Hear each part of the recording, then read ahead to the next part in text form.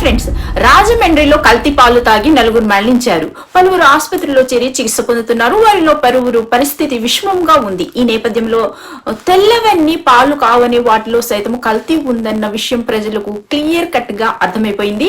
పాలు నిజమైనవో కల్తీ జరిగిందో లేదో అనే గుర్తించేది ఎలాగో మనం తెలుసుకుందాము. ఇది సింపుల్ చిట్కాల ద్వారా తెలుసుకోవచ్చండి. వాసన, రుచి ద్వారా కూడా తెలుసుకోవచ్చు. స్వచ్ఛమైన పాలు స్వచ్ఛమైన స్వల్ప తీపి వాసన కలిగి ఉంటుంది. ఇంకా చెప్పాలంటే క్రీమ్ రుచిని కలిగి ఉంటాయి. అలా కాకుండా పాలు చేదుగా లేదా వింతైన రసాయన వాసన కలిగి ఉంటే అది కల్తీ పాలుగా గుర్తించవచ్చండి. అది కల్తీ జరిగిందని మనం గుర్తించాలి. పాలలో పిండి లేదా ఇంకే ఇతర పదార్థాలు ఏమన్నా కలిపారనుకోండి, అప్పుడు కొద్దిగా పాలు తీసుకొని అందులో 1 లేదా 2 అయోడిన్ ద్రావణం చుక్కలు వేయాలి. ఆ వెంటనే పాలు నీలి రంగులోకి మారితే అందులో పిండి లేదా స్టార్చ్ అంటే గంజి కలిసినట్లుగా మనం గుర్తించాలి. అలా కాకుండా పాలు సాధారణ తెలుపు రంగులో ఉంటే కల్తీ జరగలేదని నిర్ధారించుకోవాలండి.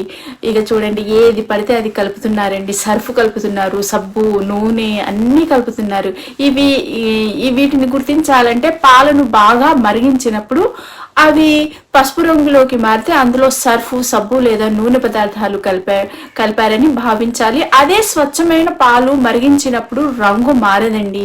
అలాగే పాలను సీసాలో పోసి బాగా కుదిపితే అధికంగా నురుగ వస్తే తప్పకుండా కల్తీ జరిగినట్లు నిర్ధారించుకోవాలండి. గంజి పౌడరు కలిసిందనుకోండి, ఇక 5 మిల్లీలీటర్ల పాలలో 2 స్పూన్ల ఉప్పు కలపాలి. ఈ మిశ్రమము నీలి రంగులోకి మారితే పాలలో గంజి పౌడర్ కలిసినట్లు గుర్తించాలండి. ఇక యూరియా ముఖ్యంగా బాగా కలుపుతున్నారండి. యూరియా వల్లనే కిడ్నీలు అవి ఖరాబ్ అయ్యేది. యూరియా కలిపితే నీటిలో యూరియాను వినియోగించి కల్తీ పాలను సైతము తయారు చేస్తున్నారు.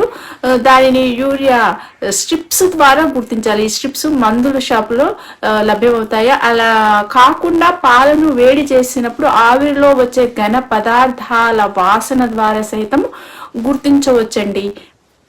ఇక పాలలో నీళ్లు కలిపారనుకోండి, ఇది మన అమ్మమ్మ నానమ్మ కాలం నుంచి మనం గుర్తిస్తున్నాము. ఒక పాలను ఏటవాలుగా ఉంచాలి, దానిపై పాల చుక్కను జారవిడవాలి. పాలు నెమ్మదిగా తెల్లగా గీతలాగా కిందకి జారితే స్వచ్ఛమైనవిగా అర్థము. అలా కాకుండా చాలా వేగంగా జారితే మాత్రం పాలలో నీళ్లు కలిసినట్టు గుర్తించాలి.